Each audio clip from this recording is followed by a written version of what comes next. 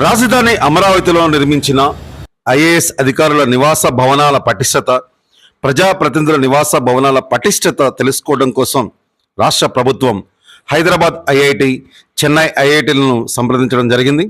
ఇదే తరహాలో అద్దంకిలో పట్టణ పేదల కోసం నిర్మించిన టిట్కో గృహాల పటిష్టతను కూడా తెలుసుకోవాల్సిన అవసరం ఎంతైనా ఉంది.